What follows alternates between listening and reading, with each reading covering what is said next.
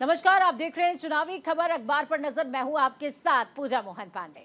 नमस्कार और मैं हूं आपके साथ गीतू चौहान। तो आइए जानते हैं आज क्या कुछ अखबारों की सुर्खियां बनी हैं, कौन सी अखबार में कौन सी सुर्खियां खास तौर पर छापी गई हैं, वो सब आपको बताएंगे। तो आइए शुरू करते हैं अपना एक खास कार्यक्रम। तो आप अपने हाथ में ले लीजिए चाय का कप और अखबार के साथ हम आपके सामने हाजिर हैं, ताकि अखबार पर आप नजर तो दौड़ाएं लेकिन मेहनत आपको ना करनी पड़े। चलिए, 5वें चरण का प्रचार खत्म हो चुका है, कल है मुख्य लड़ाई।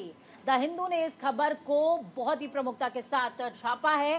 बेहद खास है ये खबर। देखिए, कल जो है बैटल ग्राउंड रेडी है कल के लिए। 5वें चरण के मतदान के लिए चुनाव प्रचार खत्म हो चुका है। कुल 49 सीटों पर मतदान होगा। मेरी सहयोगी गीतू आपको न्यूज़पेपर दिखाने वाली है। कई बड़े शहरों की किस्मत दांव पर लगी है। बिल्कुल। और ये देखिए किस तरह से यहाँ पर इसे द हिंदू में सुर्खियां दी गई है। हेडलाइंस के तौर पर छापा गया, campaign ends, stage set for की फाइट्स टुमारो। तो तैयारियां पूरी हो गई है, कैंपेन अब नहीं होगा, लेकिन हाँ, नजरें सबकी है कि आखिर क्या कुछ होना है, क्योंकि 20 तारीख को मतदान है। और ऐसे में जनता का मूड क्या बताएगा, ये अपने आप में बहुत बड़ा सवाल है। क्योंकि पूजा, हमने देखा कि पिछले 4 चरणों में किस तरह से जो लोगों का रुख रहा है वोटिंग के लिए, वो काफ़ी उदासीन रहा है। जो वोटिंग परसेंटेज है वो कम देखी गई है। तो ऐसे में कल क्या होगा, इस पर भी सबकी नज़रें हैं। सबकी नजरें। और खास बात ये भी है गीतू, देखिए 5वें फेज की जब हम बात कर रहे हैं तो अमेठी और रायबरेली जिसको लेकर के हॉट सीट जिसको माना जा रहा है, कई सारे ऐसे चेहरे हैं। साथ में राजनाथ सिंह, देखिए लखनऊ से वो फाइट में है। राजनाथ सिंह भी हॉट सीट है लखनऊ, वहां से वो फाइट कर रहे हैं। और अब बीजेपी ने कुछ लीडर्स को अपने जिन पर विश्वास जताया, उनमें से राजनाथ सिंह भी एक हैं।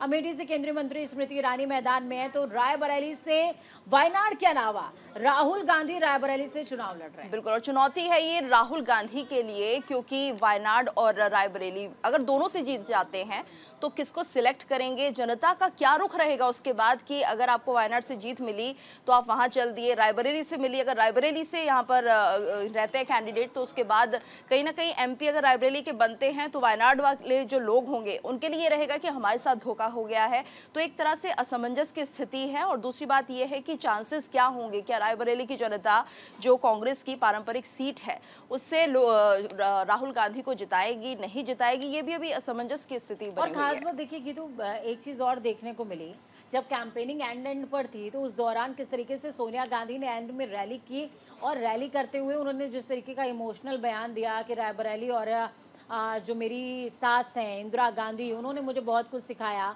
और जिस तरीके का प्यार आपने मेरे आंचल में समेट दिया, उसी प्रेम और मोहब्बत की अपेक्षा करते हुए मैं अपना बेटा आपको सौंप रही हूँ, और राहुल आपको कभी निराश नहीं करेंगे। ये बात सोनिया गांधी ने कोट किया है। हालांकि देखिए, अमेठी के अंदर जब लास्ट टाइम राहुल गांधी उनको डिफीट दी थी स्मृति ईरानी ने, तो उससे जस्ट पहले जब राहुल गांधी उस सीट से इलेक्शन लड़ रहे थे तो बहुत कम मार्जिन गीतू रह गया था, और उसके बाद उनको डिफीट मिली थी। और रायबरेली में अब सोनिया गांधी ने सीट को छोड़ा है, पहले अमेठी को छोड़ा था, अब फिर उसके बाद रायबरेली को छोड़ा है। तो देखना ये होगा कि राहुल गांधी आखिरकार अमेठी के बाद अब रायबरेली में, वायनाड के बाद अब रायबरेली में क्या जादू चला पाते हैं। बिल्कुल। और जिस तरह से लगातार ये चर्चा बनी हुई थी कि रायबरेली को अगर छोड़ेंगे तो ये भी गलत मैसेज जाएगा, लेकिन पहले तो ये देखना होगा कि जीत कौन सी सीट से होगी राहुल गांधी की, उसके बाद ही सब तय होगा।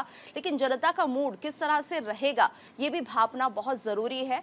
हालांकि रायबरेली की जनता काफ़ी कुछ सोच रही है, बदलाव भी हो सकता है, और क्या ये बदलाव रहेगा ये भी देखना होगा। लेकिन फिलहाल जो असमंजस की स्थिति है वो राहुल गांधी के लिए है, क्योंकि यहाँ पर उन्हें सोचना होगा कि पारंपरिक सीट से अगर हार मिल जाती है उसके बाद एक गलत संदेश सभी मतलब कि देश में तो जाएगा ही, रायबरेली के लोगों को भी लगेगा कि आखिर हमने क्या फैसला ले लिया है, और राहुल गांधी आगे इस फैसले को किस तरह से देखेंगे, या फिर दोबारा पहुंचेंगे कि नहीं, ये देखना होगा। कि हम बार बार रायबरेली पर डिस्कशन भी कर रहे हैं क्योंकि हॉट सीट्स में से एक है, लेकिन इसके अलावा आप थोड़ा कंफ्यूज मत होइए, क्योंकि 49 सीट्स पर वोटिंग होनी है, जिनमें आपकी भी कुछ सीट्स होंगी। आप हमें सुन रहे हैं, आपकी भी कुछ सीट्स होंगी। तो कल के लिए हम आज से ही आपसे अपील कर रहे हैं कि घरों से निकलिएगा, वोट कास्ट जरूर कीजिएगा।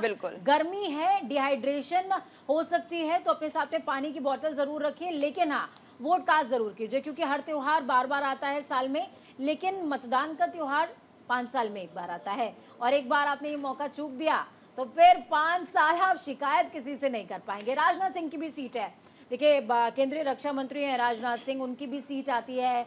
इसी टेन्योर में, इसी चरण में, 5वें चरण में ही आती है। 20 तारीख को यानी कि कल वोटिंग होनी है उनकी भी सीट पे। और उनके जो सामने से प्रतिद्वंदी हैं सपा से रविदास मल्होत्रा हैं, सपा से वो जिस दौरान गाजियाबाद से राजनाथ सिंह जीते थे उस दौरान रविदास मल्होत्रा ने लखनऊ से जीत दर्ज करी थी।